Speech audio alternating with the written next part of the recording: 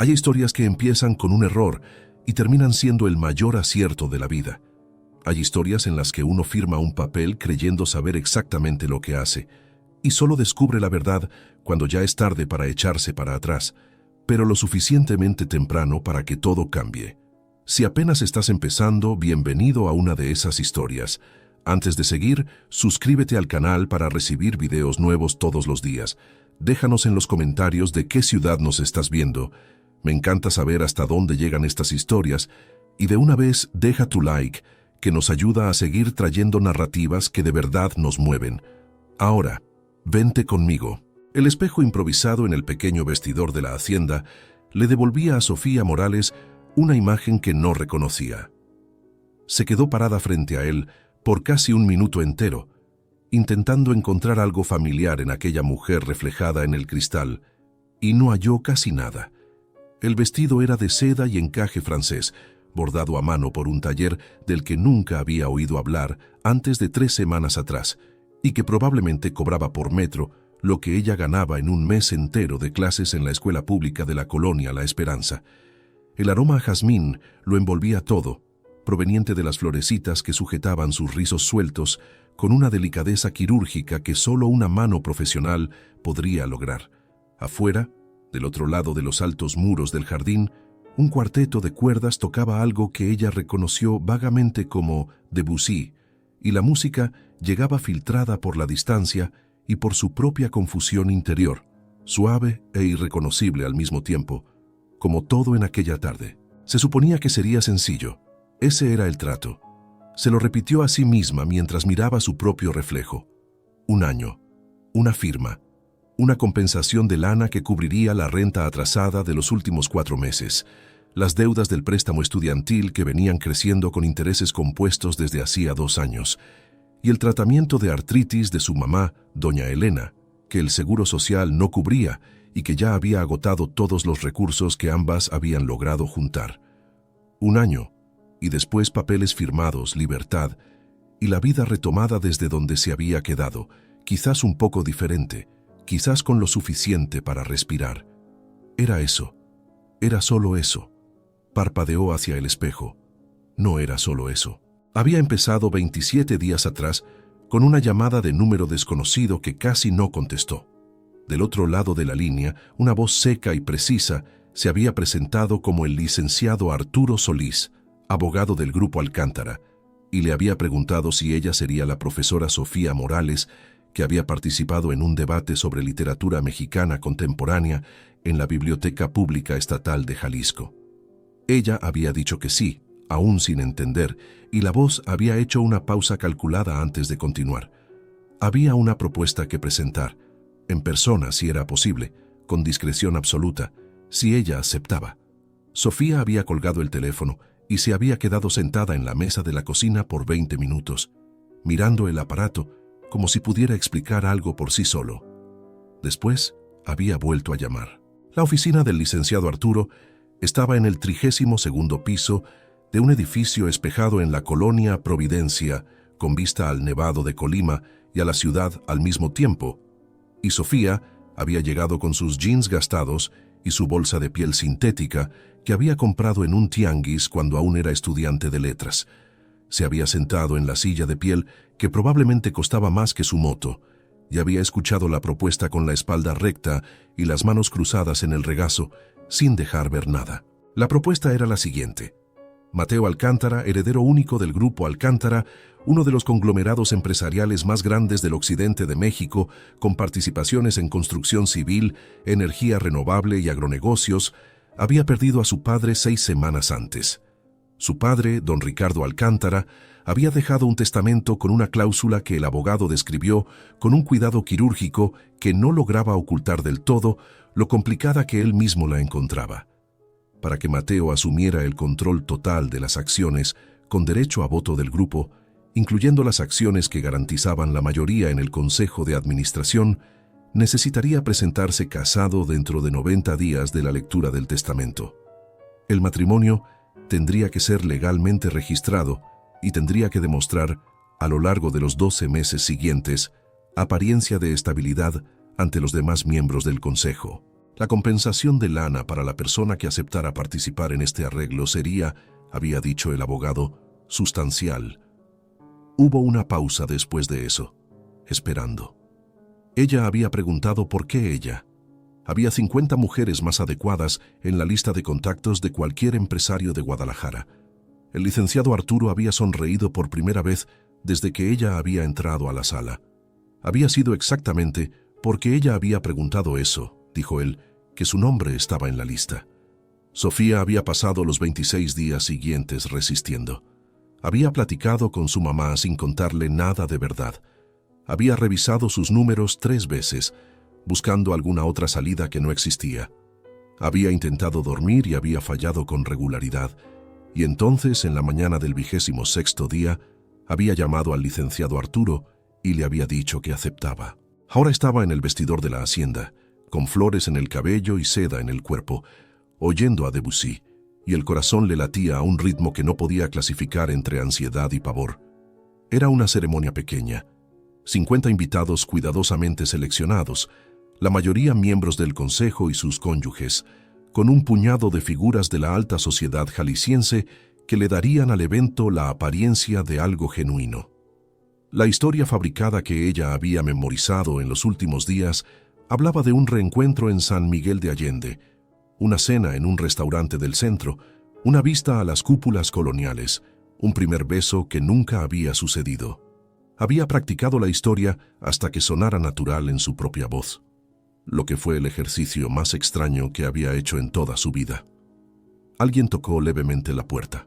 Era una de las empleadas de la hacienda, una mujer de cabello negro recogido en un chongo bajo que se presentó solo como Concha, con más de 20 años en la casa y una sonrisa que no dejaba ver lo que pensaba de nada. Dijo que ya era hora.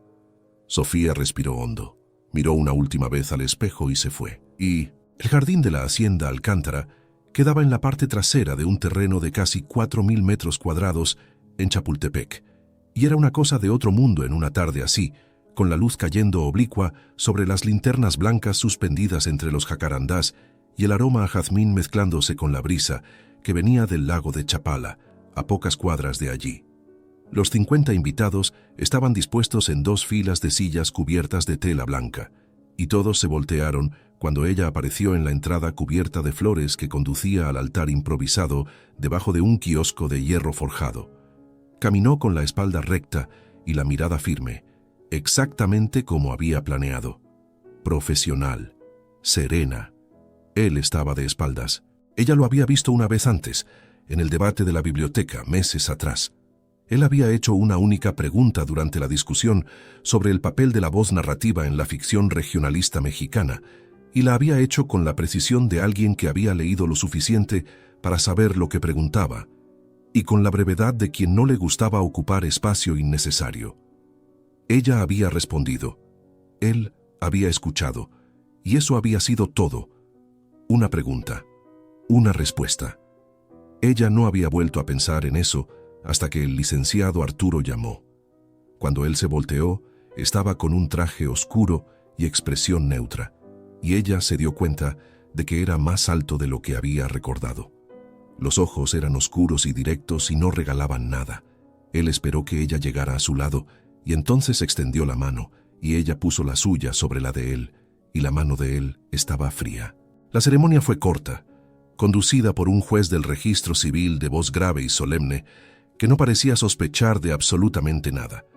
Sofía dijo las palabras en los lugares correctos. Mateo dijo las palabras en los lugares correctos. Los anillos fueron intercambiados con la gravedad apropiada. En algún momento ella se dio cuenta de que los invitados estaban sonriendo y sintió un escalofrío extraño al reconocer que la actuación estaba funcionando. Fue exactamente cuando el juez llegó a la parte del sí, aceptó que Mateo se inclinó levemente hacia ella. Ella esperó, creyendo que era un gesto para la audiencia, pero él se acercó lo suficiente para que sus labios quedaran cerca de su oído y le susurró. Las palabras fueron 4, dichas con una calma que hacía imposible creer que hubiera cualquier emoción detrás de ellas. Nada será cancelado. Ella escuchó las palabras una vez y necesitó un segundo para procesarlas. Después las escuchó de nuevo, dentro de su propia cabeza, y esta vez entendió lo que significaban. El contrato que ella había firmado 26 días atrás describía un año de duración con cláusula de disolución acordada entre las partes. Ella había leído ese párrafo 3 veces. Lo había subrayado mentalmente. Había dormido con esa seguridad. Las palabras de Mateo Alcántara disolvieron esa seguridad en silencio. Allí mismo, en el altar, bajo las linternas y el Debussy y el aroma a jazmín. Ella dijo, sí, acepto, con la voz equivocada. Nadie en la audiencia se dio cuenta, porque la voz equivocada aún era lo suficientemente firme, y porque nadie allí sabía cuál era su voz verdadera. Pero ella sí se dio cuenta, y él se dio cuenta de que ella había percibido, porque sus ojos se posaron en los de ella por un instante, con algo que no era triunfo y no era remordimiento, y que ella en ese momento no podía nombrar. Los invitados aplaudieron. Alguien soltó pétalos blancos desde algún lugar encima de ellos. El cuarteto de cuerdas cambió a algo más alegre. Y Sofía Morales, profesora de literatura de la Escuela Pública de la Colonia La Esperanza, casada legalmente y sin salida visible desde hacía 3 segundos, sonrió a la audiencia con la mejor actuación de su vida. La cena de recepción se extendió por 2 horas, y Sofía pasó todo ese tiempo en una especie de doble presencia. Una parte de ella charlaba con los invitados, repitiendo la historia de San Miguel de Allende y el primer beso con vista a las cúpulas coloniales. La otra, en silencio, procesaba todo lo que había cambiado en solo 4 palabras. La familia Alcántara estaba representada principalmente por el abuelo de Mateo, don Octavio Alcántara, de 78 años, cabello plateado, ojos azules de una nitidez inquietante, que la estudió durante la cena con la discreción de quien ha pasado décadas aprendiendo a observar sin ser observado. Él fue el primero en levantar la copa para un brindis y lo hizo con una elegancia tan natural que Sofía sintió por un instante que tal vez no estaba en una obra de teatro después de todo. Mateo permaneció a su lado durante toda la cena, tal como lo indicaba el guión.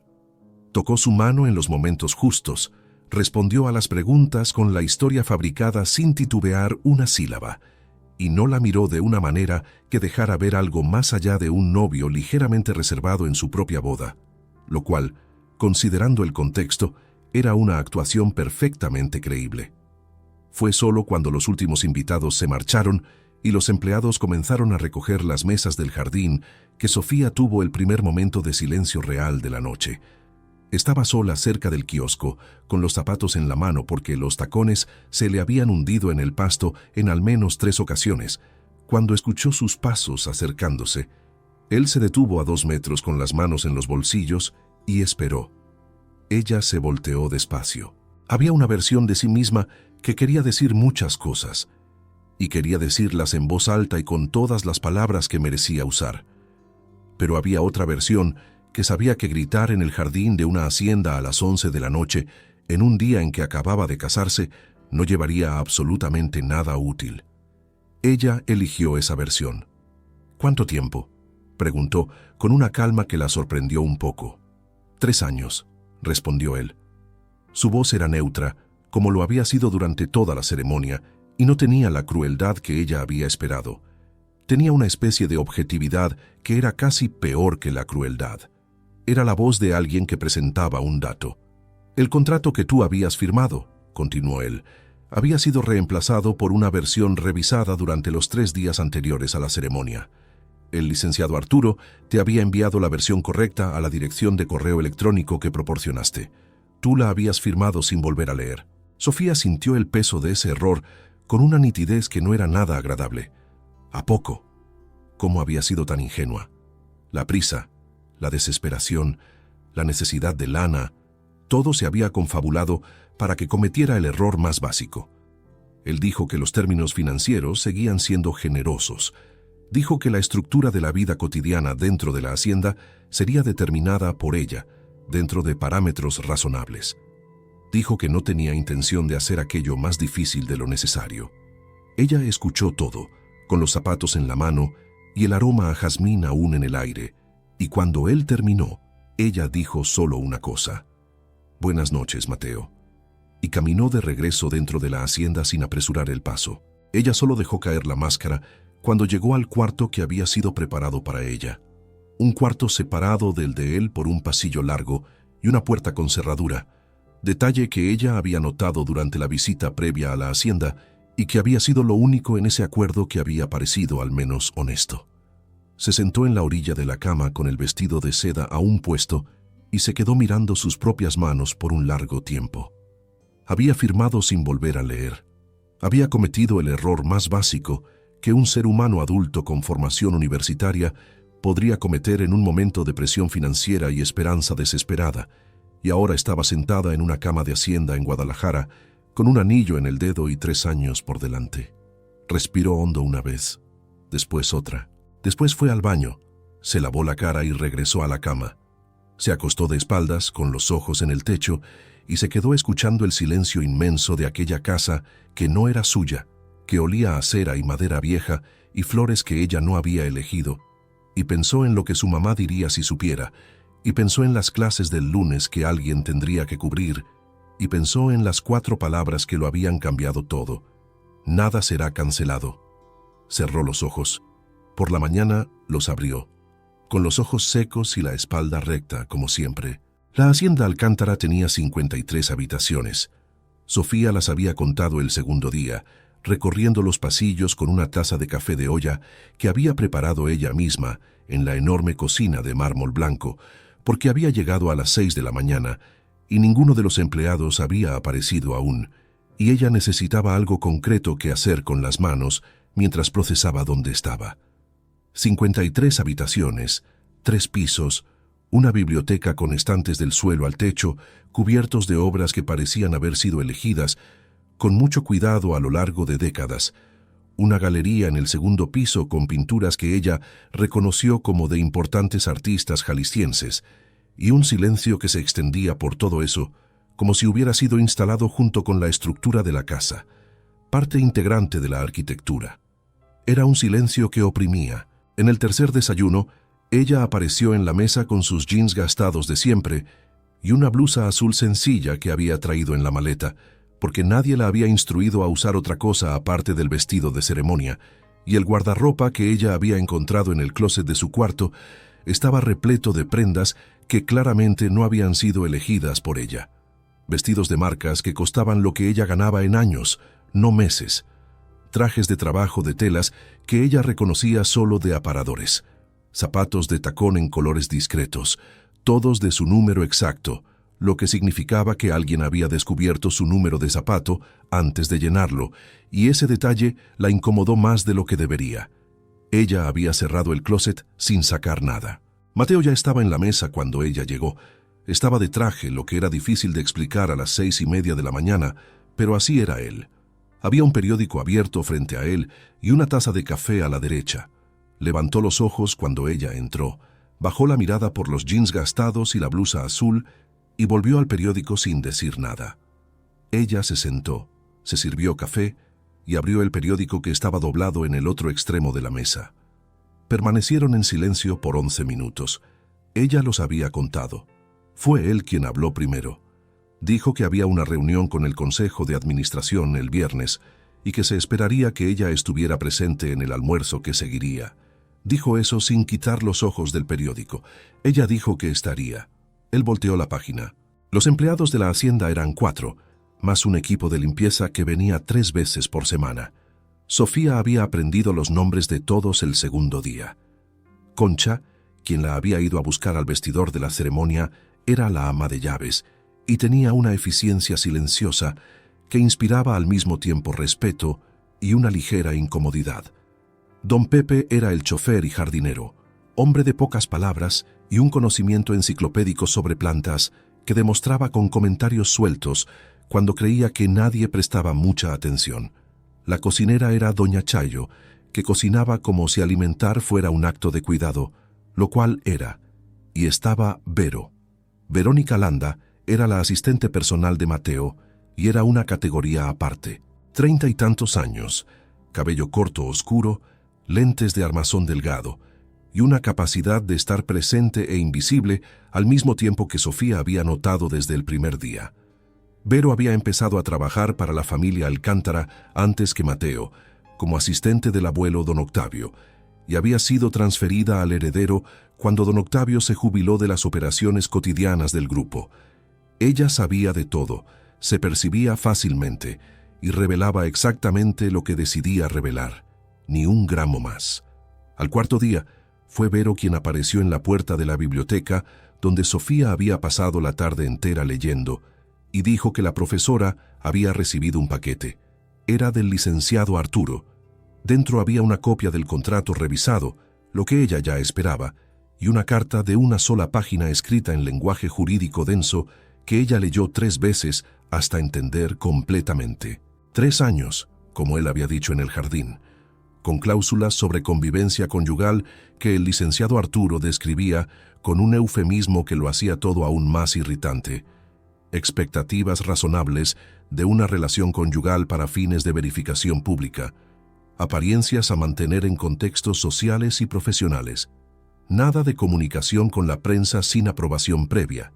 Nada de declaraciones públicas sobre la naturaleza del arreglo. Y había una cláusula que ella leyó 4 veces, con los ojos bien abiertos, sobre penalidades financieras en caso de intento de disolución unilateral antes del plazo. Cerró la carpeta, fue al cuarto de Mateo y tocó la puerta. Él abrió en 30 segundos, en camisa de vestir y sin saco, lo que era aparentemente su versión casual. Ella dijo que quería hablar. Él dijo que lo sabía y abrió la puerta lo suficiente para que ella entrara. Su oficina estaba dentro del cuarto, lo que ya decía mucho sobre el hombre. Una mesa de roble, 2 pantallas de computadora, estantes con anuarios y reportes, y en medio de ellos, algunos libros que ella reconoció inmediatamente. Juan Rulfo, Elena Garro, Carlos Fuentes. Ella notó eso antes de poder dejar de notar cosas. Ella dijo que había leído el contrato. Dijo que había una diferencia significativa entre lo que ella había firmado y lo que él había descrito en el jardín. Dijo que estaba dispuesta a honrar el acuerdo porque tenía suficiente sentido del honor para ello, pero que había cuestiones de método que necesitaban ser discutidas. Él la escuchó con los brazos cruzados y la expresión que ella ya había aprendido a reconocer como la suya en estado de reposo. Neutra, concentrada, sin nada regalado. Cuando ella terminó, él dijo lo siguiente: cualquier intento de impugnación pública destruiría su reputación con una eficiencia mucho mayor de lo que destruiría la de él, porque él tenía abogados y ella tenía un contrato firmado con todas las páginas rubricadas. Los términos financieros eran lo suficientemente generosos para justificar el periodo adicional, y había en juego intereses que iban mucho más allá de ellos dos. Dijo esto último con un énfasis que ella no entendió completamente en ese momento. La lógica era implacable. Ella la reconoció mientras él hablaba, y reconocer eso la enfureció con una intensidad que ella no demostró porque ya había percibido que demostrar emoción a aquel hombre era una posición de desventaja. Ella dijo: «Está bien», y salió. Se quedó en el pasillo después de que la puerta se cerró, con la carpeta del contrato en la mano, y se dijo a sí misma, en voz baja, que aún tenía la mente, y que eso, por ahora, sería suficiente. El viernes el almuerzo con el Consejo de Administración tuvo lugar en un restaurante privado en el último piso de uno de los edificios del grupo, con vista a Guadalajara extendiéndose en todas direcciones y el lago de Chapala recortando el horizonte al fondo. Había 12 personas en la mesa además de ellos dos. Sofía había leído los nombres y los cargos la noche anterior porque era el tipo de cosa que ella hacía y había llegado preparada para ser observada. Fue observada, pero ella también observó. Fue allí, en ese almuerzo, donde ella sintió por primera vez la dimensión de lo que estaba en juego. Había una pareja en la mesa que no sonreía como los demás. El hombre, Armando Rojas, tenía ojos pequeños y una sonrisa que llegaba antes que la emoción, lo que siempre es una señal de algo. La mujer a su lado parecía decorativa, y probablemente no lo era, porque sus ojos recorrían la mesa con una atención que no combinaba con la pose de desinterés que mantenía. Los Rojas. Ella había leído el nombre en la lista, pero no había encontrado nada más que explicara el peso que el nombre de Mateo llevaba cuando lo saludó. De regreso por la tarde, en el carro, ella preguntó por los Rojas. Mateo miró al frente un segundo antes de responder. Dijo que eran miembros antiguos del consejo. Dijo que tenían participaciones minoritarias. Ella dijo que había algo que él no estaba diciendo. Él volteó la cara hacia ella, y era la primera vez que la miraba de esa manera, como si estuviera recalculando algo. Se quedó así por un momento. Después, volvió a mirar al frente y dijo que era una historia larga. Ella dijo que tenía 3 años. Algo ocurrió en la comisura de su boca que duró menos de un segundo, y no era exactamente una sonrisa, pero era lo más parecido a eso que ella había visto en esa cara desde la boda. Él dijo, «Está bien», pero no dijo nada más ese día. La historia larga llegó 2 días después, y vino de un lugar que ella no había esperado. Don Octavio Alcántara la invitó a almorzar con él en el comedor del ala que ocupaba en el 3er piso de la hacienda, un ala que funcionaba casi como un apartamento separado, con su propia cocina y sus propios objetos y una colección de fotografías en las paredes que documentaban décadas de una familia construida con ambición y afecto en proporciones que parecían equilibrarse con dificultad. El abuelo de Mateo tenía 78 años y los llevaba con una elegancia que venía de dentro, no de esfuerzo. Los ojos azules eran idénticos a los de su nieto y la claridad de ellos era la misma, pero había algo más cálido por debajo en los ojos del viejo, algo que décadas de vida habían depositado allí que el nieto aún no poseía o aún no mostraba. Don Octavio no fue directo al grano. Habló de Guadalajara, de cómo la ciudad había cambiado en los últimos 30 años. Habló del grupo Alcántara y de cómo su hijo, don Ricardo, había llevado lo que era una empresa regional a una escala que ninguno de los dos había previsto cuando don Octavio aún la dirigía. Después, cuando llegó el café, puso la taza en la mesa y dijo que ella parecía una mujer que prefería verdades a gentilezas. Ella dijo que prefería. Él dijo, «Qué bien». Y comenzó a contar. 42 años atrás, don Octavio Alcántara y un hombre llamado Arturo Rojas eran socios. Construyeron juntos la primera empresa que después se convertiría en el grupo. Eran jóvenes y ambiciosos y al principio complementarios, uno con el capital, el otro con la visión. Y había una mujer, dijo don Octavio, con una pausa que pesaba. Una mujer que era la prometida de Arturo y que se había convertido en la esposa de don Octavio. Sofía esperó. Don Octavio dijo que las versiones de la historia diferían, como siempre difieren, que su versión era que los sentimientos habían surgido antes de que él tuviera elección sobre ellos, que la versión de Arturo Rojas era que había sido traición, simple e irremediable, que la sociedad había terminado en términos que no fueron amigables, y que el odio había pasado de Arturo a su hijo, Armando, como una herencia que nadie pidió, pero que fue aceptada sin resistencia por un hombre que creció oyendo la historia de una injusticia que necesitaba ser corregida. Armando Rojas había pasado los últimos 5 años comprando discretamente participaciones accionarias del Grupo Alcántara por medio de empresas intermediarias. Estaba en ese momento a 12% de tener participación suficiente para forzar una votación en el Consejo que podría quitar el control de las acciones con derecho a voto de las manos de la familia. El testamento de don Ricardo estipulaba que solo un heredero casado, con matrimonio demostrando estabilidad por un mínimo de 2 años, mantendría el control automático de aquellas acciones. Don Octavio tomó la taza de café, bebió un sorbo lento y dijo que Sofía no era una pieza de ajedrez. Dijo que entendía que la situación no le había sido presentada con la totalidad que merecía y que eso era una falla que lamentaba, aunque no fuera él quien la había cometido. Ella procesó todo en silencio por casi 1 minuto entero. Después, dijo que necesitaba pensar. Don Octavio dijo que lo sabía. Dijo también, antes de que ella se levantara, que había seguido su actuación en el debate de la biblioteca, que había sugerido su nombre a su nieto, y que había una razón para eso, que era la misma razón por la cual los Rojas la habían monitoreado mucho antes de que el matrimonio fuera anunciado. Ella preguntó por qué. Él dijo que las mujeres que preguntan por qué, cuando deberían preguntar cuántos son las mujeres más peligrosas en una sala de negocios. Ella se levantó y se fue con aquello en la cabeza, y se quedó con aquello en la cabeza por días. La fotografía apareció un jueves por la mañana temprano, y Sofía supo que existía antes incluso de verla, porque Vero entró en la biblioteca con un paso diferente al habitual, más contenido, como alguien que lleva algo frágil sin querer mostrar que lo lleva. Sofía estaba releyendo a Juan Rulfo en uno de los sofás de piel de la biblioteca cuando Vero apareció en la puerta con una tableta en la mano y una expresión que revelaba exactamente lo calculado que revelaba, que era poco, pero que hoy era un poco más de lo normal. Dijo que había algo que la profesora necesitaba ver antes de que llegara a más personas. La imagen en la tableta mostraba a una mujer de cabello rizado y jeans gastados, sentada en una cafetería que Sofía reconoció como de la colonia Providencia, con la mano extendida sobre la mesa en dirección a un hombre cuyo rostro estaba parcialmente de espaldas a la cámara. La posición de las manos, la inclinación de los cuerpos, la composición del encuadre, todo había sido construido para sugerir una intimidad que no existía, o que, más precisamente, nunca había existido, porque Sofía nunca había estado en esa cafetería con ningún hombre. Ella miró la imagen por un largo tiempo.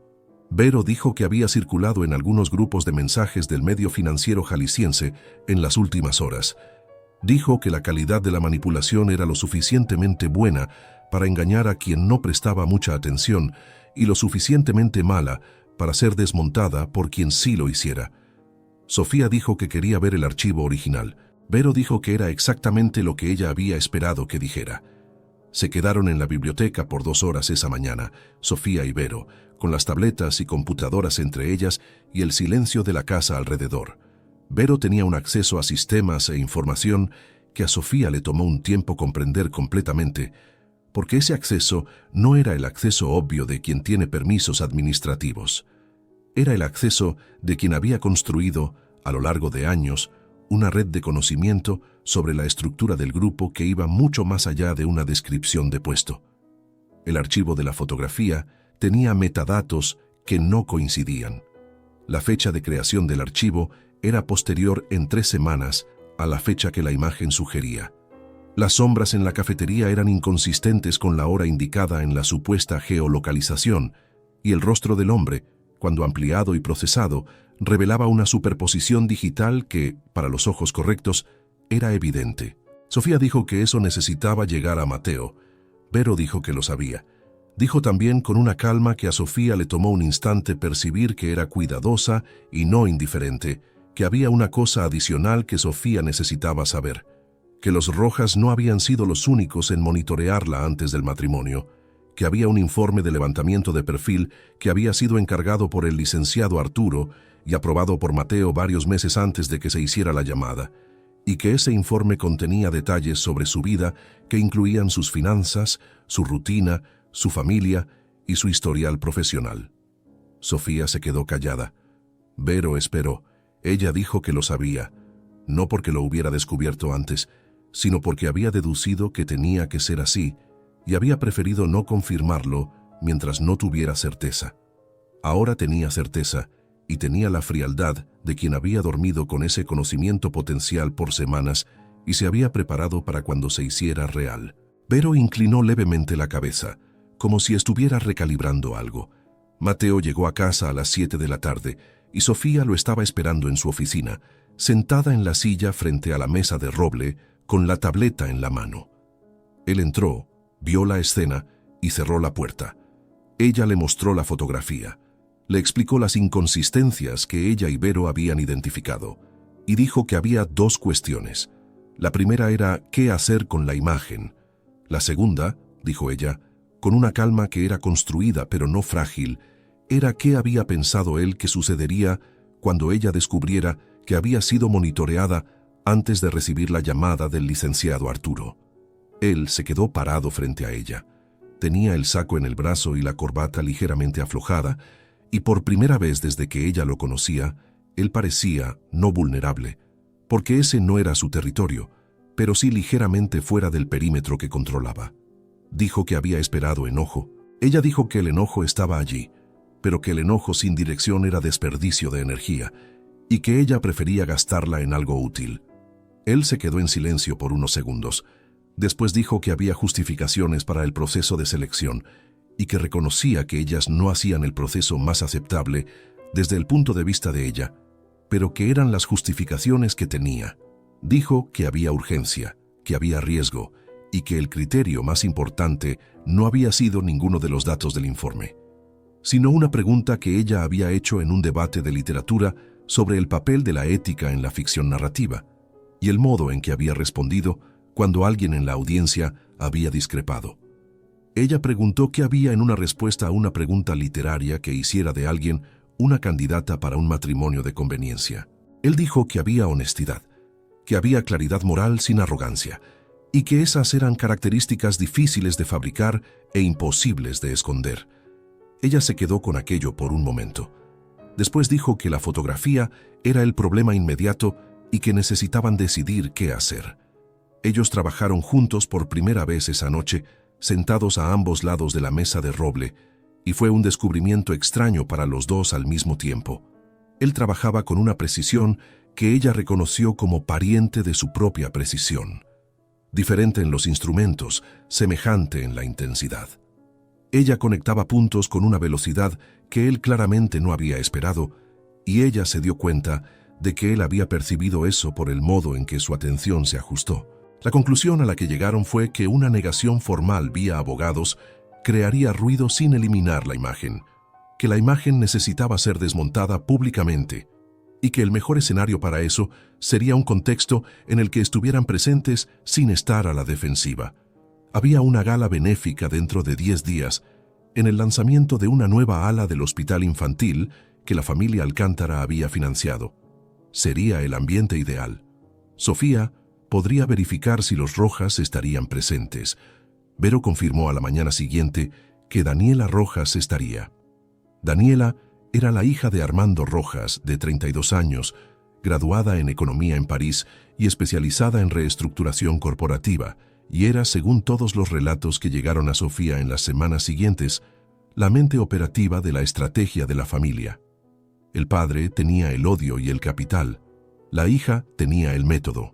En los 10 días entre el descubrimiento de la fotografía y la gala, la hacienda experimentó un cambio pequeño y casi imperceptible que Sofía solo identificó retrospectivamente. Los desayunos aún ocurrían en silencio, pero un silencio diferente al de las primeras semanas.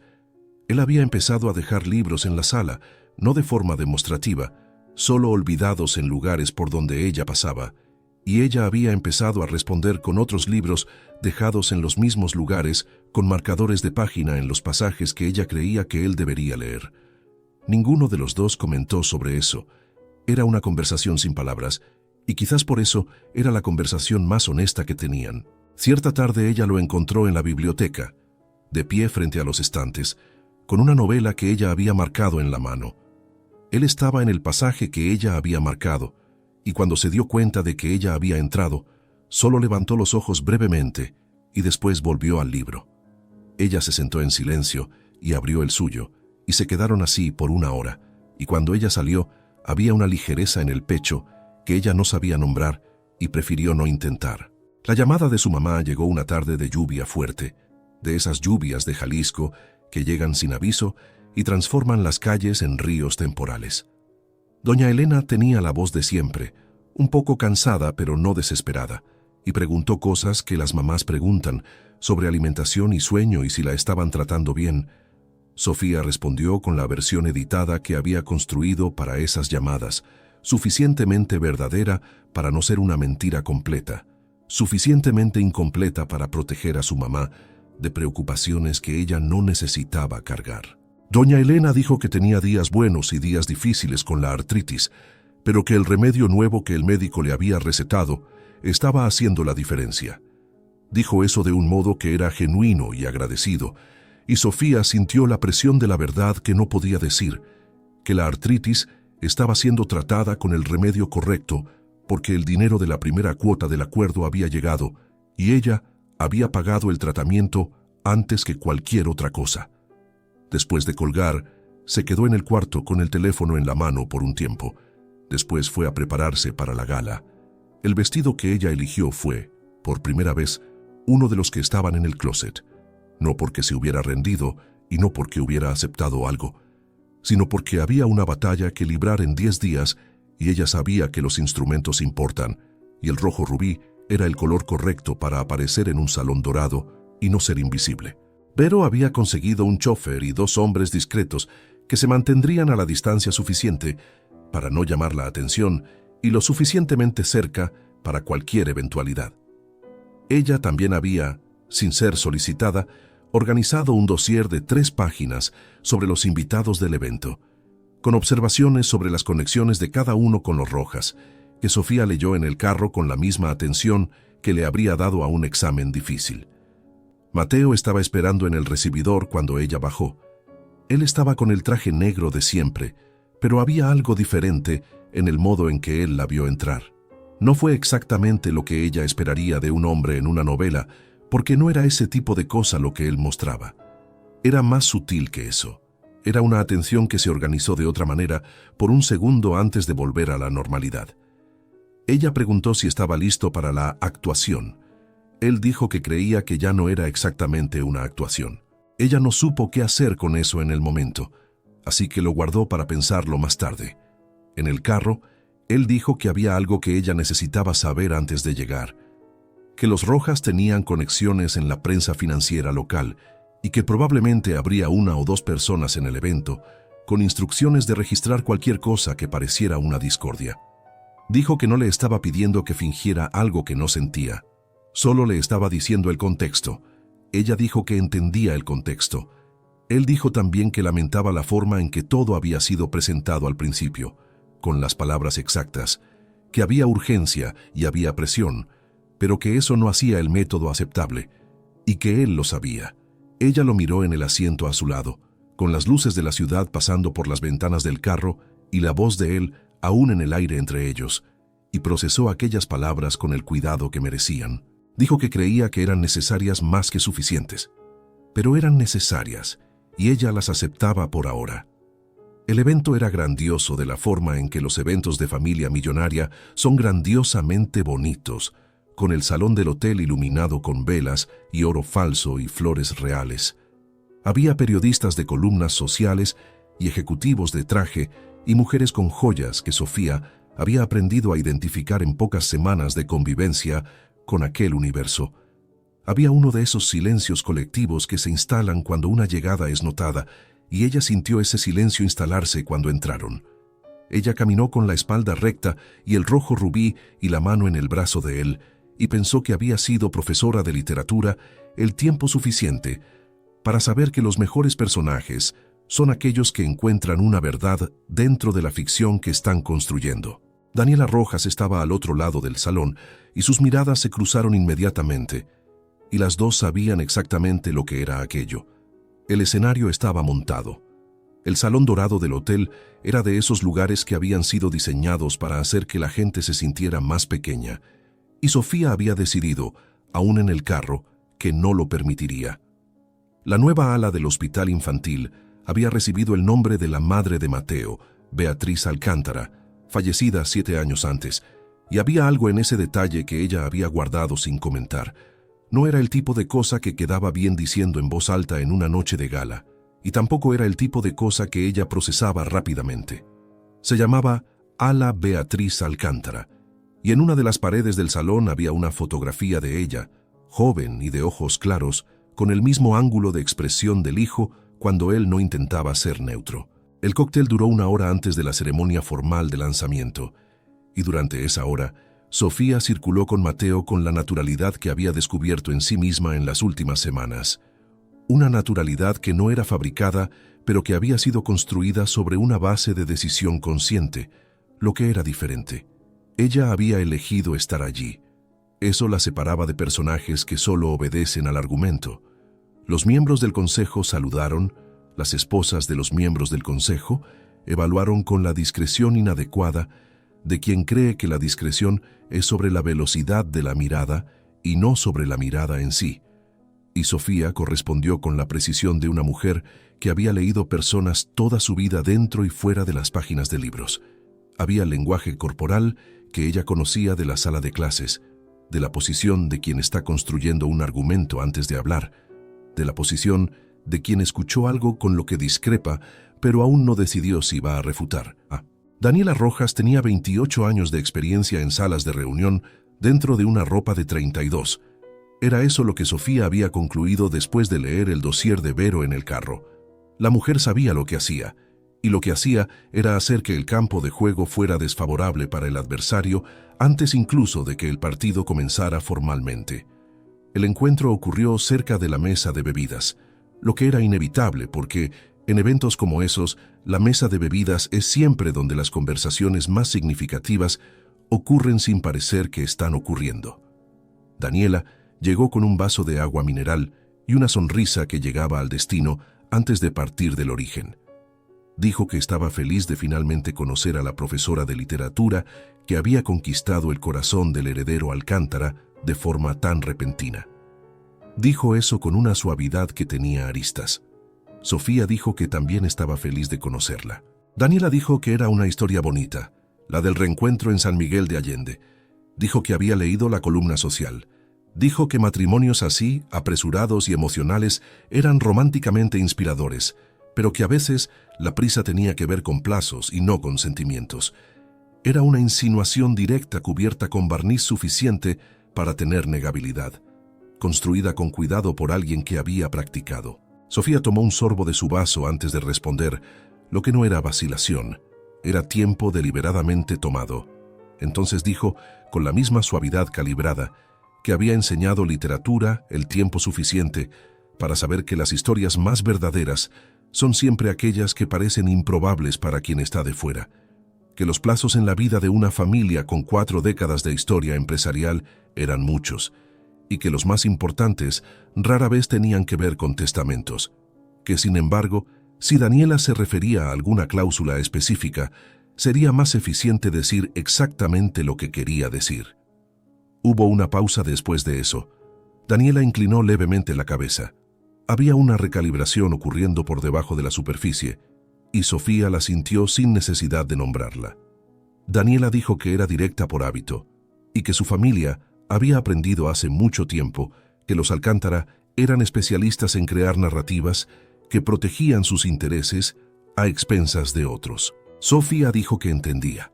Dijo también que había familias que pasaban décadas alimentando resentimientos que habían comenzado en una elección amorosa de 2 adultos 40 años atrás, y que había algo genuinamente trágico en eso, porque desperdiciaba una cantidad enorme de energía humana que podría haber ido en cualquier otra dirección.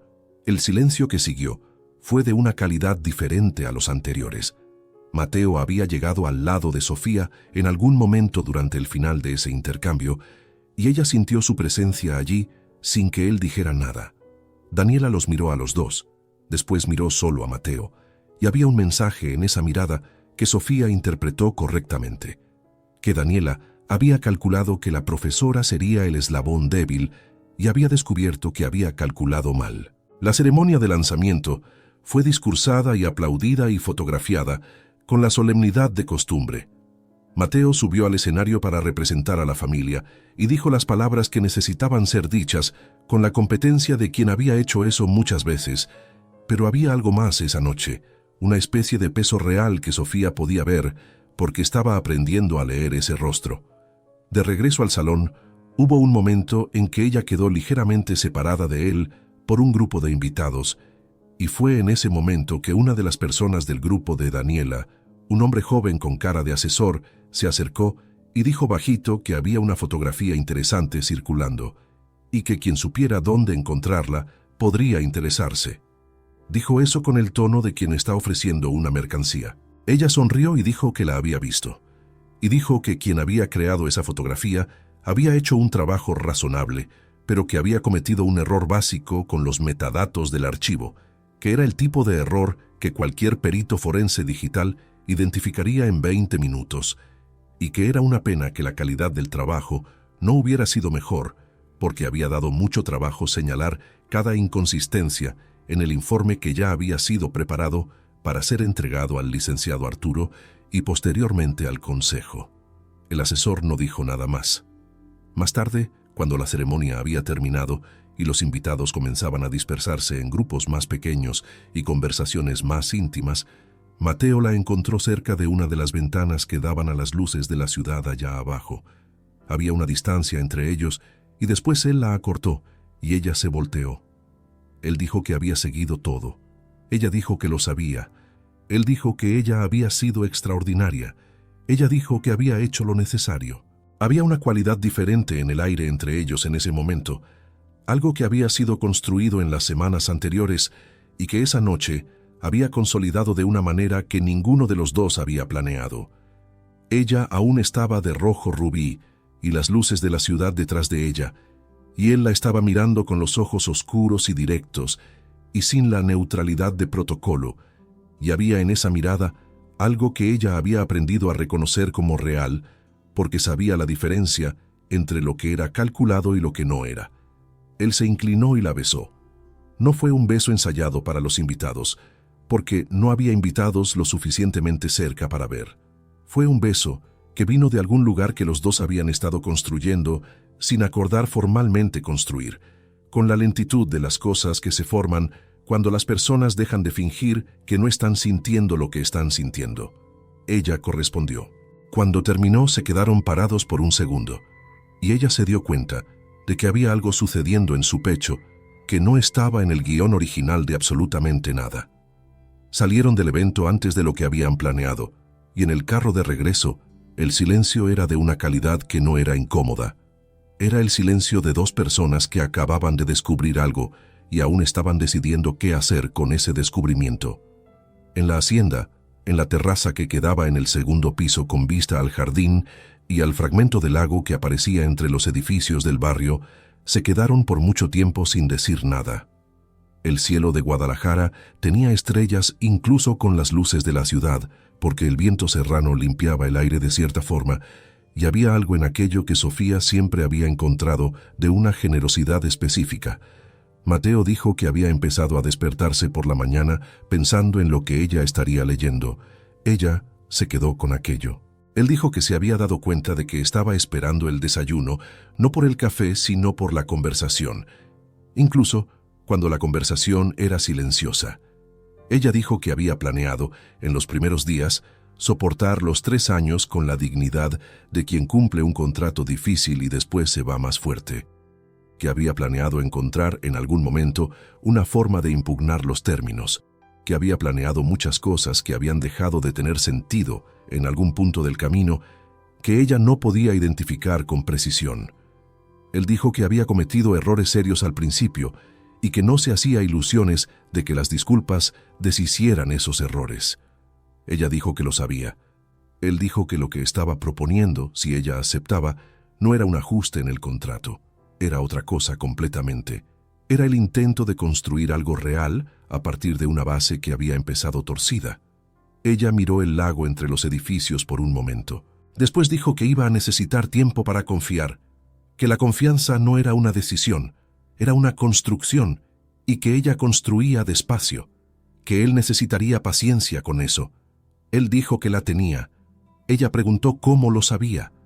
Él dijo que había esperado lo suficiente para encontrar a la persona correcta, para hacer la pregunta que hizo en ese debate de literatura, y que eso había sido resultado de paciencia o de terquedad, dependiendo de cómo se viera. Ella no supo si reír o si ofenderse, y esa duda fue lo más humano que había sentido en todas esas semanas. Ella dijo, «Buenas noches», y se fue para adentro. Pero esta vez no cerró la máscara cuando llegó al cuarto. Se quedó sentada en la orilla de la cama y dejó que lo que estaba sintiendo se quedara allí, sin nombre y sin resolución, solo presente. Era, descubrió, menos pesado de lo que había esperado. Los meses que siguieron a la noche de la gala no fueron suaves. Sofía había aprendido a desconfiar de historias que se volvían suaves después de un primer entendimiento, porque historias así eran, o mentiras o simplificaciones, y la vida real estaba hecha de una materia más resistente. Lo que hubo fue algo diferente y más difícil, un progreso real, construido con fricción. La primera fractura surgió 3 semanas después de la gala, y surgió de un lugar que ella no había anticipado. Vero. Hubo una mañana en que Sofía llegó temprano a la oficina de Mateo para buscar un documento que él le había pedido que revisara antes de una reunión, y encontró la puerta entreabierta y a Vero dentro, de pie junto a la mesa, con la postura de quien está en un lugar que conoce muy bien. Eso en sí no sería nada, porque Vero siempre estaba donde necesitaba estar. Lo que llamó la atención de Sofía fue la expresión de Vero cuando la puerta se abrió y ella se dio cuenta de que no estaba sola, una expresión que duró medio segundo y fue reemplazada por la calma habitual con una rapidez que solo quien estaba entrenado para ver notaría. Sofía tomó el documento y salió sin comentar nada, pero se quedó pensando. Había una cosa que ella había aprendido enseñando literatura durante años. Los personajes secundarios que se quedan al fondo de la escena son casi siempre más importantes de lo que parecen. Es un truco antiguo de la narrativa, poner en el centro el conflicto que el lector espera y al fondo el conflicto que va a importar. Ella comenzó a observar a Vero con una atención diferente. Vero era eficiente de una forma que iba más allá de la competencia profesional. Sabía cosas antes de que fueran dichas. Anticipaba necesidades con una precisión que era admirable y, al mismo tiempo, ligeramente perturbadora cuando se empezaban a notar los patrones. Había una lealtad allí, sí, pero era una lealtad con capas. Y Sofía había vivido tiempo suficiente para saber que las lealtades con capas no son menos reales, son solo más complicadas. Ella no le dijo nada a Mateo aún. La embestida de los Rojas, mientras tanto, había cambiado de naturaleza después de la noche de la gala.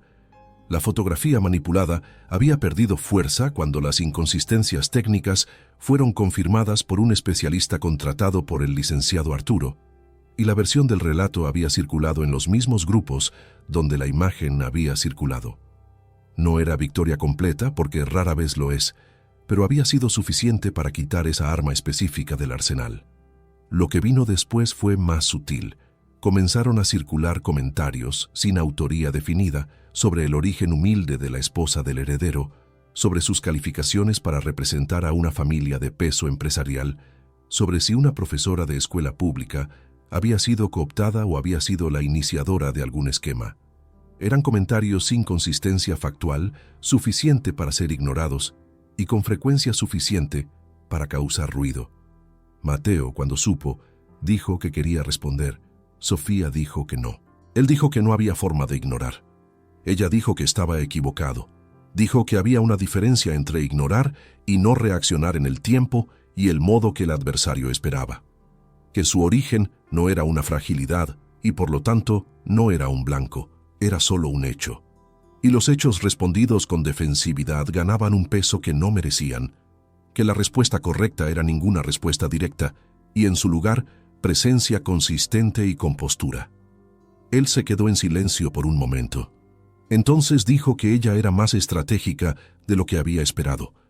Ella dijo que era profesora, que los profesores lidiaban con 30 versiones simultáneas de la realidad todos los días dentro de un salón de clases, y que eso enseñaba estrategia mejor que cualquier MBA.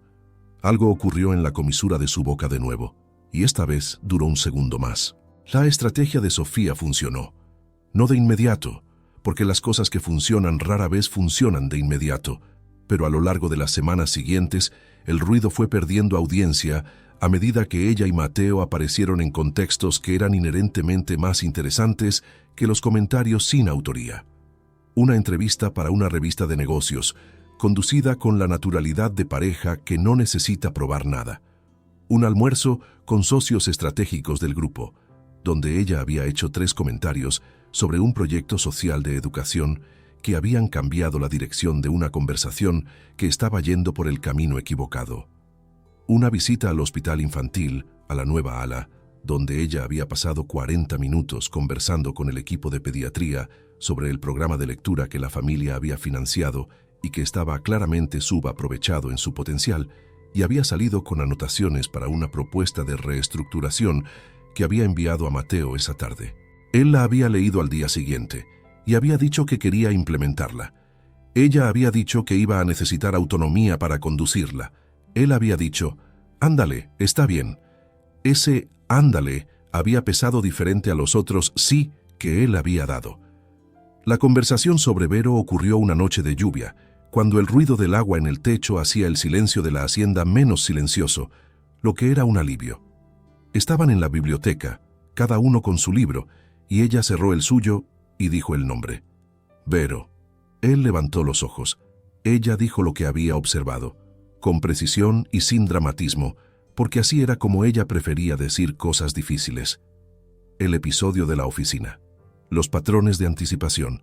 La sensación de que había una agenda que no era completamente visible. Mateo se quedó quieto por un tiempo. Después, cerró su propio libro. Dijo que había algo que él mismo había descubierto recientemente y que había estado procesando antes de saber qué hacer con ello. Que Vero había trabajado para el abuelo don Octavio por muchos años antes de ser transferida y que había una lealtad al abuelo que estaba por delante de la lealtad a él.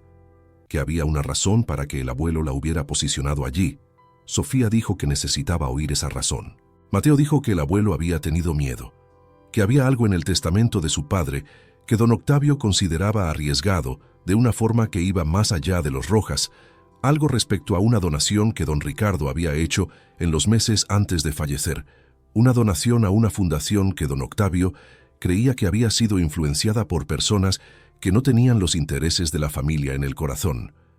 Que Vero había sido posicionada allí no para vigilar a Sofía, sino para vigilar si había algo en los documentos y sistemas del grupo que apuntara a quien había influenciado a don Ricardo al final.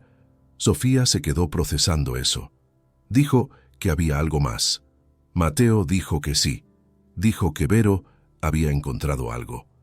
Que él aún no sabía completamente qué, porque Vero había dicho que necesitaba más tiempo para confirmar antes de presentar, y que él le había dado ese tiempo, pero que estaba llegando al límite.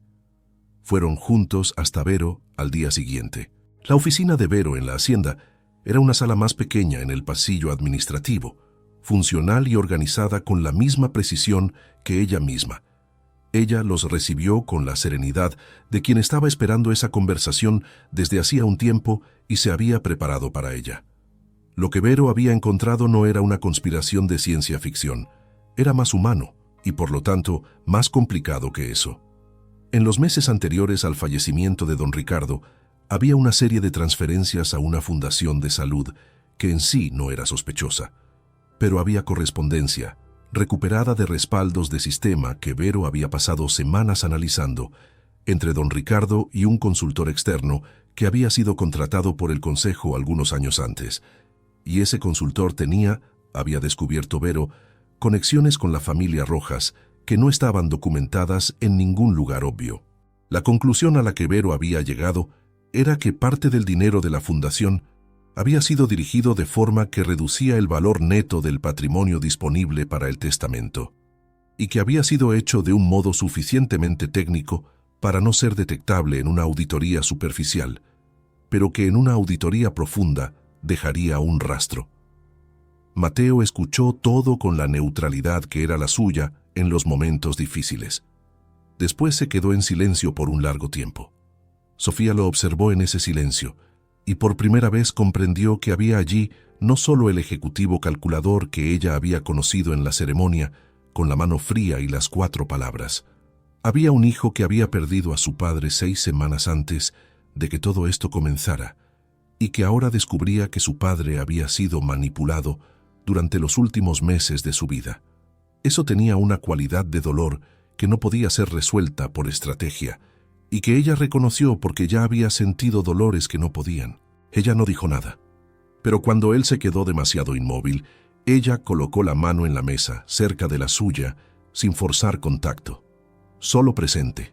Él bajó los ojos hacia la mano de ella. Después colocó la suya encima. No dijo nada. No fue necesario. La investigación interna comenzó la semana siguiente, conducida por una oficina de auditoría externa que Mateo eligió personalmente y que no tenía ninguna relación con el licenciado Arturo ni con los Rojas. Sofía participó en partes del proceso donde su mirada externa podía ser útil y descubrió que había un placer genuino en ser llamada para eso, no como esposa de conveniencia o como figura decorativa de consejo, sino como alguien cuya mente era un recurso.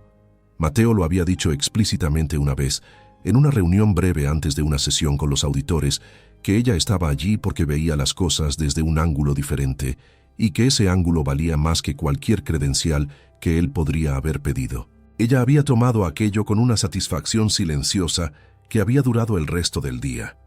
Lo que ninguno de los dos había dicho aún, con todas las palabras, Era lo que se estaba construyendo entre ellos.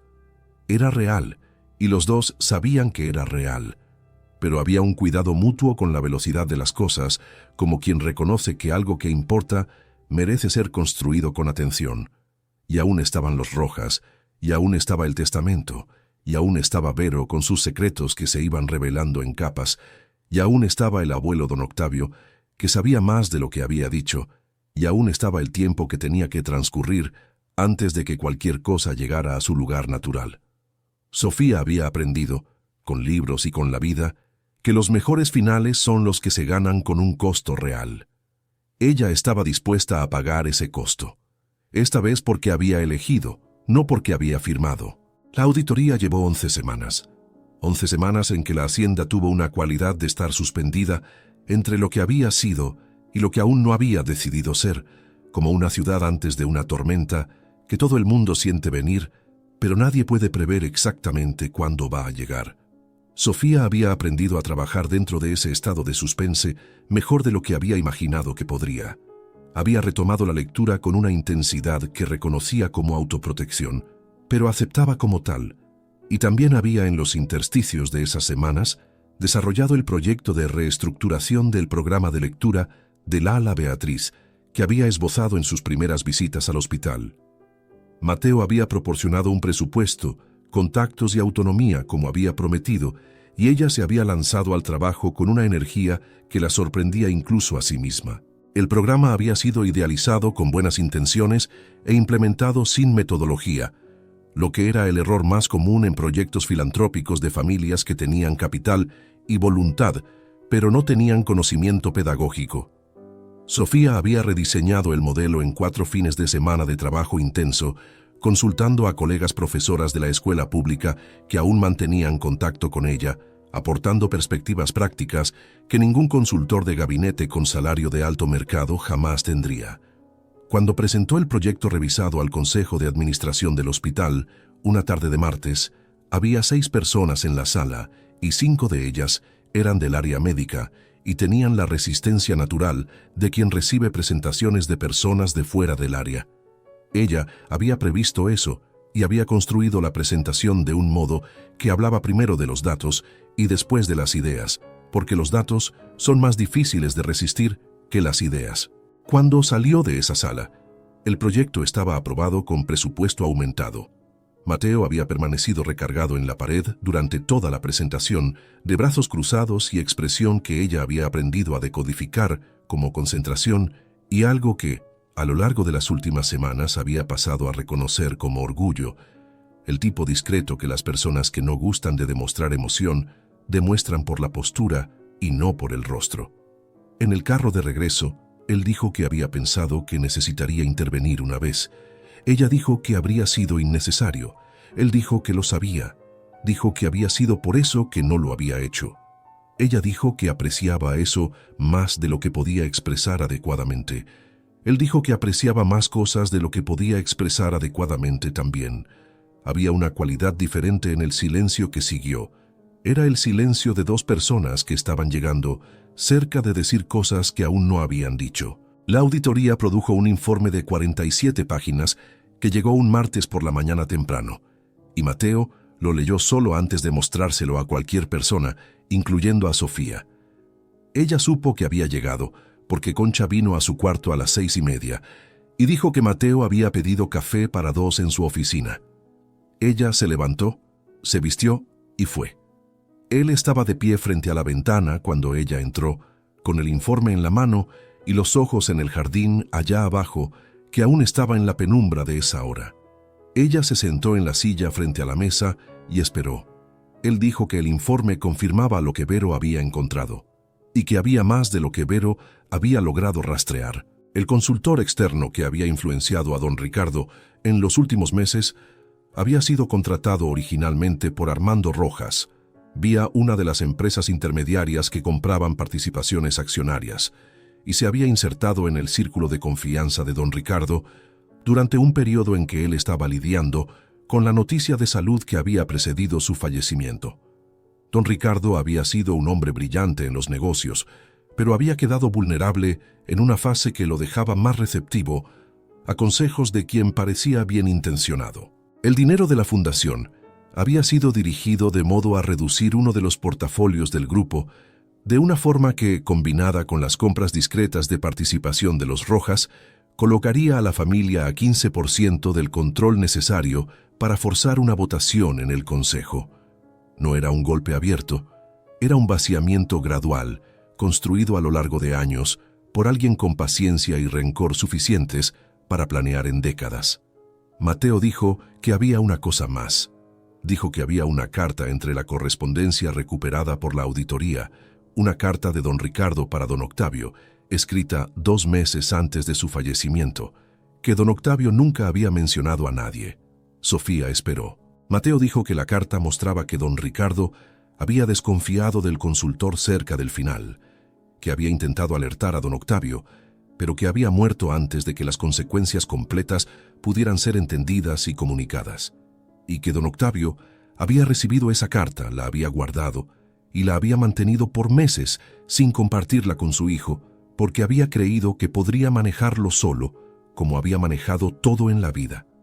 La voz de Mateo cuando dijo eso tenía una tensión que ella había aprendido a reconocer como la versión de él de algo mucho más difícil.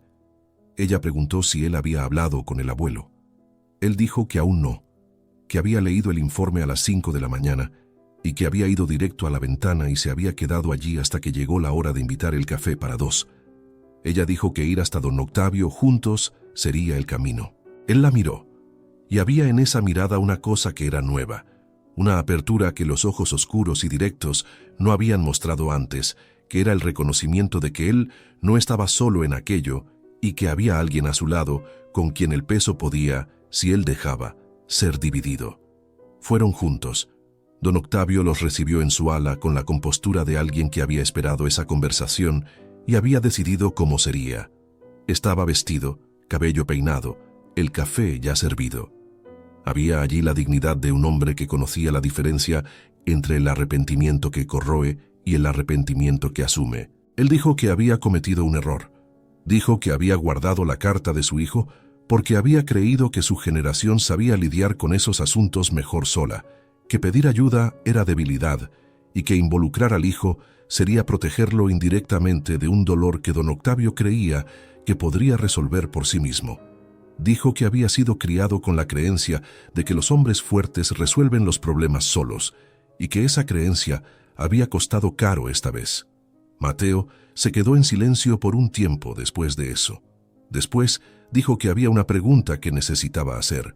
Don Octavio dijo que sabía cuál era. La pregunta era sobre la prometida, sobre la mujer que don Octavio había dejado atrás 42 años atrás al casarse con quien era la prometida de Arturo Rojas. Era una pregunta que estaba por debajo de todo desde el principio, la fundación de donde había salido el odio que se había transformado en una estrategia de décadas.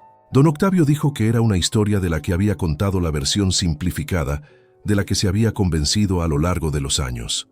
La versión real era más difícil, que sí había sentimientos genuinos, que sí, la mujer había elegido, que el matrimonio había sido real y feliz, y que la madre de don Ricardo había sido lo mejor de su vida, pero que había una negligencia en el modo en que se lo había comunicado a Arturo, había una ligereza con una amistad antigua que había causado un dolor real que él había preferido no examinar con claridad por décadas, porque examinar con claridad significaba asumir una parte de la responsabilidad que era más difícil de cargar que la narrativa de la elección inevitable.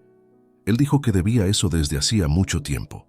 Dijo también que había cometido un segundo error al posicionar a Vero en el cuarto de su nieto sin ser honesto sobre el motivo, que había actuado con la misma unilateralidad que le había costado la amistad de Arturo 40 años antes y que era la ironía más dolorosa de esa tarde percibir el patrón repetido. Mateo dijo una cosa que ella no esperó. Dijo que estaba escuchando y que necesitaba tiempo con lo que estaba escuchando, pero que no había llegado allí para terminar nada. Había llegado para entender. Sofía se quedó quieta durante casi toda esa conversación, no porque no tuviera que decir, sino porque había reconocido que aquel era un momento que les pertenecía a ellos dos, y que su presencia allí era de testigo y no de mediadora. Había una sabiduría que ella había aprendido en el salón de clases. A veces, lo más poderoso que una persona puede hacer es simplemente estar presente sin llenar el silencio. Cuando salieron del ala de don Octavio, ella y Mateo caminaron por el pasillo principal de la hacienda por un tiempo sin hablar. Las pinturas de los artistas jaliscienses en las paredes y la luz del atardecer entrando por las ventanas altas. Él dijo que necesitaba agradecer. Ella dijo que no necesitaba. Él dijo que necesitaba de todos modos. Ella dijo, «Está bien, entonces». Se detuvieron en uno de los vanos de ventana que daban al jardín, y ella miró las linternas que aún estaban suspendidas entre los jacarandás, reliquias de la ceremonia que nadie había quitado, o quizás nadie había querido quitar. Eran una cosa pequeña y un poco fuera de lugar en una tarde de semana de trabajo y auditorías, y al mismo tiempo eran exactamente el tipo de detalle que se quedaba en la memoria de forma desproporcionada. Mateo dijo que había algo que quería proponer.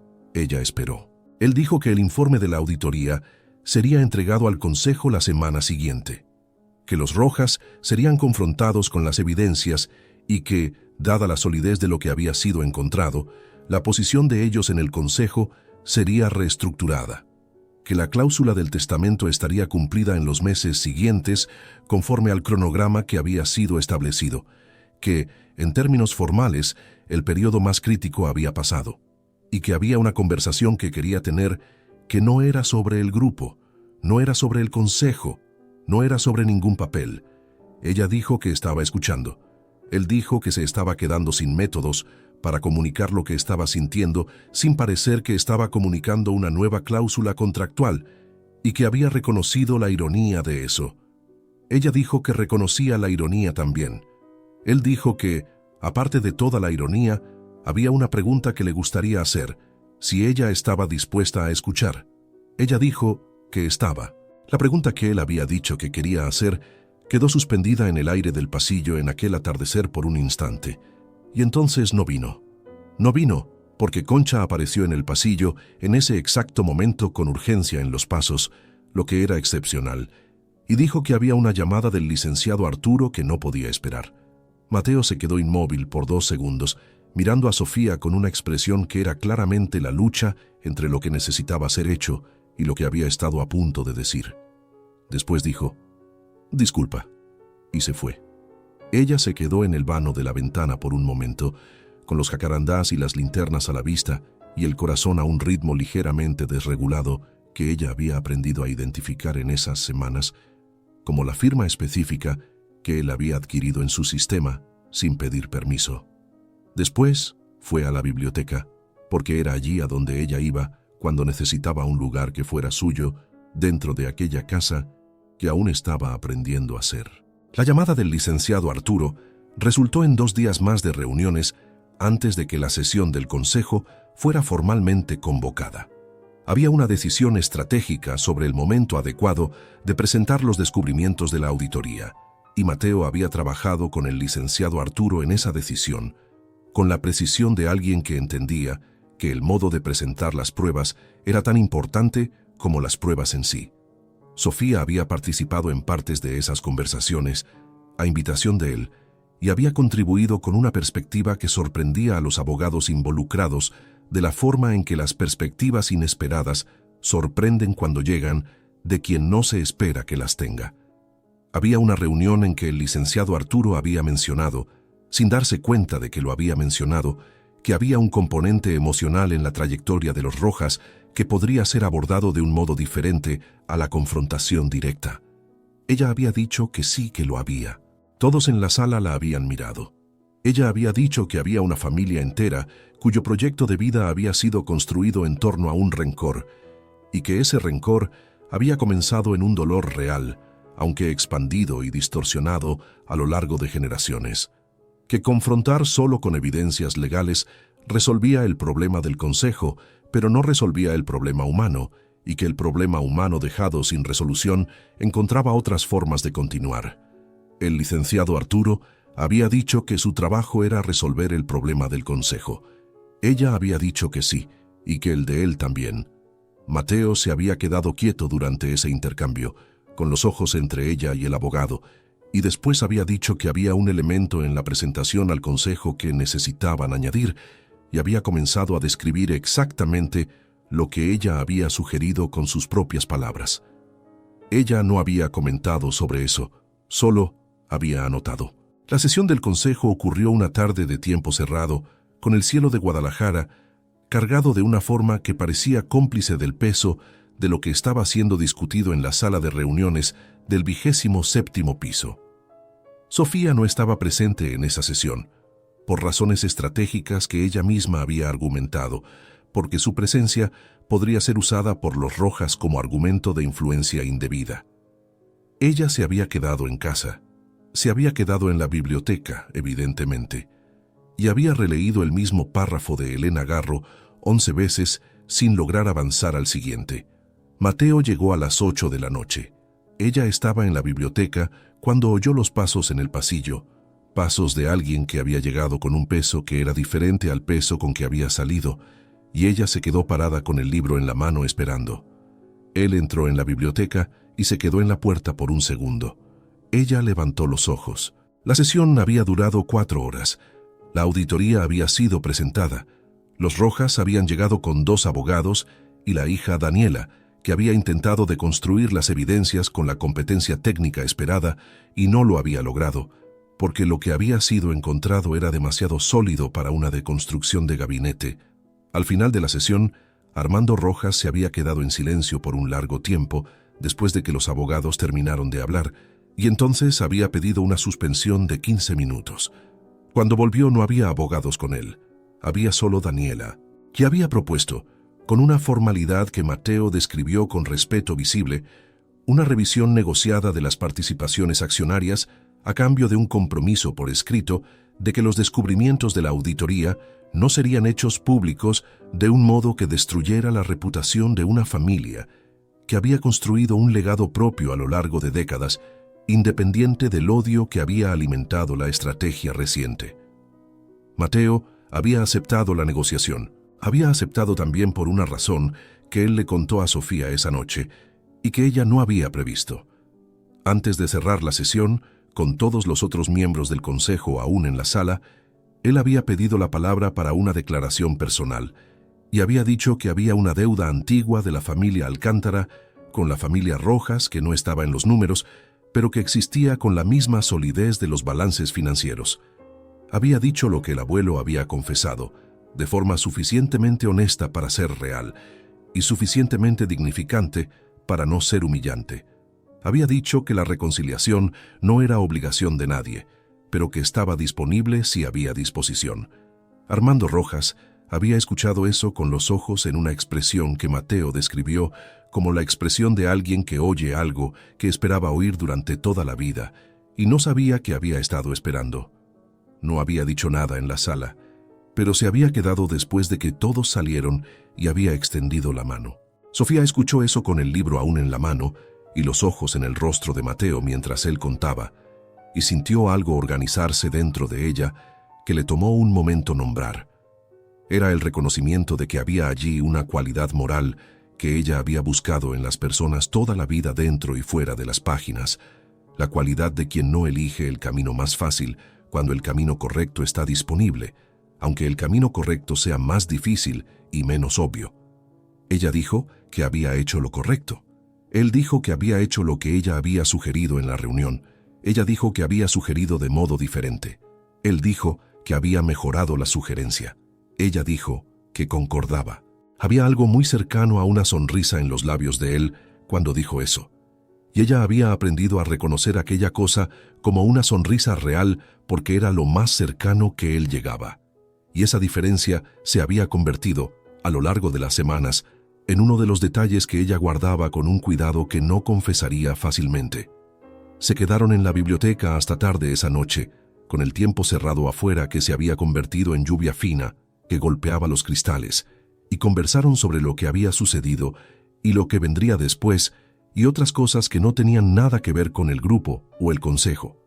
Ella había hablado de su mamá, de doña Elena y de la artritis, y de los días buenos y de los días difíciles, y de cómo había días en que la distancia física entre ellas pesaba más de lo habitual. Él había escuchado con una atención que era la suya, concentrada y sin interrupciones innecesarias. Había dicho al final que había un cuarto disponible en la hacienda que estaba vacío desde hacía años, con baño propio y vista al jardín, y que era idéntico en confort al que Sofía ocupaba, y que si ella quería, doña Elena podría venir a Guadalajara y quedarse allí indefinidamente para que el tratamiento fuera seguido de cerca y la distancia dejara de pesar. Ella se quedó mirándolo por un tiempo. Dijo que era un gesto generoso. Él dijo que era generoso solo desde el punto de vista material, desde el punto de vista de lo que él recibía a cambio, que era una versión de ella menos dividida entre dos lugares, era más un intercambio equilibrado que una generosidad. Ella dijo que había algo que quería decir también. Él se quedó quieto. Ella dijo que había entrado en ese acuerdo con la convicción de que la honestidad sería lo que la salvaría, y que había mantenido esa convicción, pero que la honestidad había revelado cosas que ella no había esperado revelarse a sí misma, que había aprendido, en esas semanas, que había una diferencia entre ser independiente y ser incapaz de aceptar que otra persona importa, que la segunda era una forma de cobardía disfrazada de fuerza, y que ella había sido valiente en muchas cosas en la vida y cobarde en esa, y que estaba dispuesta a dejar de serlo. Mateo dijo que había una pregunta que había intentado hacer algunas veces y que había sido interrumpido por abogados y auditorías. Ella dijo que lo había observado. Él dijo que iba a intentar de nuevo y que si había interrupción esta vez, iba a considerar eso como si no y esperar algunas semanas más. Ella dijo que esperaba que no hubiera interrupción. Él dijo que lo que había entre ellos había crecido de un modo que no había planeado, y que lo no planeado se había revelado lo más real que había experimentado, que había llegado al punto en que la cuestión ya no era sobre el contrato o el consejo o el testamento, que la cuestión era sobre lo que él quería construir con ella, no por obligación, no por estrategia, sino porque había descubierto en ella a una persona con quien quería pasar el tiempo que tenía. Hubo una pausa después de eso. Ella dijo que había llegado al mismo punto por caminos diferentes y con más resistencia, porque era su naturaleza, pero que había llegado. Él dijo que le gustaba su naturaleza. Ella dijo que lo sabía. Había algo muy cercano a una risa en ese intercambio, leve y real, el tipo de cosa que dos seres humanos producen cuando están verdaderamente relajados en la presencia uno del otro por primera vez y que es imposible fabricar. La lluvia continuó toda la noche, y ellos se quedaron en la biblioteca hasta muy tarde, y cuando finalmente fueron cada uno a su cuarto, había en el pasillo aquella cualidad específica de silencio, que no es ausencia de ruido, sino la presencia de algo que fue dicho, y no necesita ser repetido. Sofía cerró la puerta de su cuarto y se quedó parada por un momento, con la mano aún en el picaporte. Había una ironía que ella había llegado a apreciar. Había entrado en la hacienda cargando una piedra de culpa en el pecho, culpa por haber aceptado el acuerdo, culpa por la mentira, culpa por necesitar. Había pasado semanas intentando no dejar que esa culpa la definiera, y había descubierto que la culpa había sido el precio de entrada para una verdad que ella no habría encontrado de ningún otro modo. Quizás fuera exactamente de eso de lo que don Octavio había hablado, en aquel almuerzo de semanas atrás, cuando había dicho que el destino a veces ponía piedras en el camino para que las personas tropezaran y descubrieran caminos que nunca imaginarían recorrer. Ella había tropezado y había encontrado, y ahora había solo el camino por delante, que era largo e incierto y real. El invierno llegó a Guadalajara de la forma en que llegaba, con la brisa más fría viniendo del lago y las lluvias que transformaban las tardes en algo más pesado y más bonito al mismo tiempo. Y doña Elena había llegado 2 meses antes, un jueves por la mañana, con 2 maletas medianas y el hábito de cocinar para más gente de la que había. Su cuarto quedaba del lado opuesto al de Sofía, con la ventana orientada hacia el jardín que don Pepe cuidaba con aquella dedicación tranquila de quien entiende las plantas como compañía. Doña Elena había tardado 2 semanas en dejar de disculparse por su presencia y empezar a tratar la hacienda como un lugar donde podía existir sin pedir permiso, y había tardado 2 semanas más en empezar a conversar con Concha como si se hubieran conocido toda la vida. Sofía había asistido a ese proceso con la alegría silenciosa de quien ve dos cosas buenas encontrar el camino una hacia la otra sin que necesitara intervenir. El tratamiento había avanzado de un modo que el médico nuevo, que Mateo había buscado con la precisión de quien investiga y no solo pregunta, describió como prometedor. Los días difíciles aún ocurrían, porque la artritis era lo que era, pero los días buenos estaban siendo más frecuentes y más sustanciales. Doña Elena había vuelto a tejer, lo que era, según ella misma, el mejor indicador que existía. Hubo una tarde en que Sofía llegó a la sala y encontró a doña Elena y don Octavio sentados uno frente al otro, con tazas de atole entre ellos y una conversación en curso que tenía la cualidad de conversación de personas que descubrieron que tenían décadas de historias paralelas que valía la pena comparar. Ella se quedó parada en el pasillo por un segundo, observando aquella escena improbable, y había en ella algo que era simultáneamente cómico y profundamente bonito. Don Octavio había, en las semanas desde la sesión del consejo, experimentado una transformación que ella había acompañado de lejos con la misma atención que había desarrollado para todo en aquella casa. Había algo más ligero en el viejo, como si la confesión de aquella tarde difícil hubiera quitado una presión que había durado décadas. Él y Mateo habían comenzado a almorzar juntos nuevamente con regularidad, y ella a veces oía el tono de esas conversaciones, no las palabras, desde el pasillo, y había en ese tono la cualidad de algo que estaba siendo reconstruido con cuidado y honestidad. Vero había renunciado 2 semanas después de la sesión del consejo. Había llegado a la oficina de Mateo una mañana temprano con la misma compostura de siempre y había dicho que había cumplido lo que le había prometido a don Octavio, que el trabajo allí había llegado a su fin natural y que había llegado la hora de seguir adelante. Mateo había escuchado, había dicho que respetaba y había garantizado que la transición se haría con el cuidado adecuado. Después de que Vero se fue, había un silencio diferente en el pasillo administrativo de la hacienda, y Sofía había sentido la ausencia como se sentía la ausencia de alguien que no fue exactamente amigo, pero fue real. Había pedido la dirección de Vero al licenciado Arturo. Había enviado una carta, no un correo electrónico, una carta a mano, en papel azul claro, con la caligrafía que ella usaba para corregir redacciones de alumnos. Había dicho que había aprendido de Vero, que las lealtades complejas no eran menos honradas que las lealtades simples, y que había admirado el modo en que ella había encontrado una forma de ser leal a más de una cosa al mismo tiempo, sin traicionar ninguna completamente. Había dicho que esperaba que ella encontrara, en lo que viniera después, algo que mereciera la misma dedicación. Vero había respondido por correo electrónico, 3 líneas, diciendo que la profesora había sido la parte más inesperada y más interesante de aquel capítulo, y que ella había aprendido de ella que las mejores decisiones son las que se toman después de entender las preguntas correctas. Sofía había releído esas 3 líneas más de lo que había releído muchas cosas largas. El programa del ala Beatriz había entrado en operación el mes anterior, con un equipo de 4 educadoras entrenadas por la metodología que ella había diseñado, y los primeros resultados de los grupos de niños en internación prolongada habían sido el tipo de cosa que ella había esperado que fueran, y que al mismo tiempo la había emocionado de un modo que no había esperado. Había una niña de 8 años que había insistido en llevar un libro al cuarto después de la primera sesión, y la mamá había mandado un mensaje a través de la coordinadora diciendo que ella se había quedado dormida con el libro en la mano, lo que era diferente de cómo se había quedado dormida en las semanas anteriores. Ella le había contado eso a Mateo en el desayuno.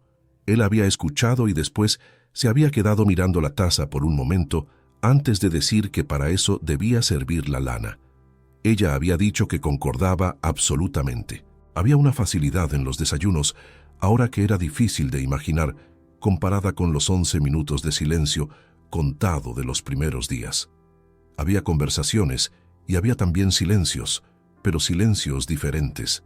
Silencios de confort y no de guerra fría. Había libros dejados y recuperados. Había comentarios sobre artículos y sobre el estado de las cosas y sobre lo que estaba sucediendo en el grupo y en la ciudad y en el proyecto del hospital.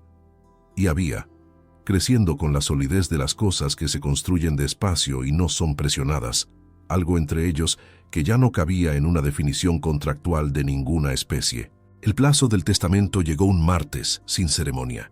Era una fecha que ambos sabían de memoria, que había planeado sobre los meses como un hito distante que se fue acercando hasta que estaba allí, en el calendario, simple como cualquier otro martes. Mateo había tenido una reunión por la mañana con el licenciado Arturo y los abogados del consejo para la formalización de la transferencia definitiva de las acciones con derecho a voto, que había ocurrido sin incidentes porque los Rojas habían cumplido los términos negociados y porque la historia había llegado a donde había llegado. Por la tarde, cuando los abogados se fueron y el pasillo de la hacienda volvió a su silencio habitual, Sofía estaba en la terraza del segundo piso con una taza de café fría que había olvidado tomar, mirando el jardín y el fragmento de lago entre los edificios y las linternas que aún estaban allí, que don Pepe había decidido mantener, dijo una vez, porque creía que se veían bien. Ella oyó los pasos en el pasillo y se quedó esperando. Él abrió la puerta de la terraza y se quedó parado en la entrada por un segundo. Después fue hasta la barandilla de hierro de la terraza y se quedó a su lado, mirando en la misma dirección. Se quedaron así por un tiempo. Después él dijo que había una cosa que quería preguntar y que esta vez no había auditorías o abogados o lluvias en el camino, y que si las había iba a tomarlo como si no definitivo y dejar de intentar. Ella dijo que podía preguntar. Él dijo que lo que había entre ellos había comenzado de la peor forma posible, con presión y urgencia, y una asimetría que él no debería haber permitido. Dijo que ese origen no podría ser deshecho y que no pedía que fuera olvidado, porque lo que había sido construido a partir de él también estaba hecho de ese material. Dijo que lo que quería preguntar no tenía que ver con los próximos meses o años o con ningún plazo establecido por ningún testamento. Dijo que quería preguntar sobre el resto. Ella volteó la cabeza para mirarlo. Había en sus ojos la claridad que era siempre la suya, directa y sin ornamentos. Pero había también una apertura que era nueva, o quizás vieja y finalmente visible, la apertura de alguien que había aprendido, con costo real, que las cosas más importantes no podían ser controladas o calculadas, solo reconocidas cuando llegaban. Ella dijo que había entrado en aquella hacienda creyendo que lo único que poseía era la mente, y que tendría que ser suficiente. Había descubierto, dijo ella, que era más que suficiente, y que había sido la mente la que la había llevado a ver lo que había que ver. Pero había descubierto también que había cosas que la mente no resolvía sola, y que había llegado al punto en que estaba dispuesta a dejar que eso fuera verdad. Él se quedó escuchando. Ella dijo que sí. No dijo más que eso, porque no era necesario. Dos adultos que pasaron meses aprendiendo a leerse el uno al otro con precisión no necesitan muchas palabras para comunicar las cosas que importan. Él extendió la mano, no para un apretón formal de socios, ni para el gesto ceremonioso de una actuación ensayada. Era la mano abierta y quieta de alguien que estaba pidiendo, con la humildad real que es diferente de la humildad performática, porque no pide confirmación. Ella colocó la mano en la de él. Esta vez la mano de él estaba caliente. Los meses que siguieron fueron un trabajo real. Como toda construcción real es trabajo. Había días que eran más fáciles y días que eran más difíciles. Había conversaciones que necesitaban ser tenidas y que costaban. Había el aprendizaje continuo de dos personas con historias muy diferentes, encontrando los puntos de fricción y decidiendo qué hacer con ellos, a veces con más gracia que otras, pero siempre con la honestidad que había sido el único principio que ninguno de los dos había abandonado desde el principio. El programa del ala Beatriz creció. En el segundo año de operación, había sido replicado en otros 2 hospitales públicos del estado, con un equipo expandido y un protocolo que había sido presentado en una conferencia de educación en salud que Sofía había conducido con la naturalidad de alguien que estaba en el lugar correcto, haciendo lo que sabía hacer. El nombre del programa se había convertido, discretamente, en una referencia en el campo, y había organizaciones de otros estados pidiendo material y consultorías.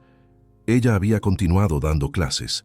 Había negociado, en los primeros meses después del plazo del testamento, una forma de retomar las clases en la escuela pública, con una carga horaria reducida que permitía la conciliación con el programa del hospital.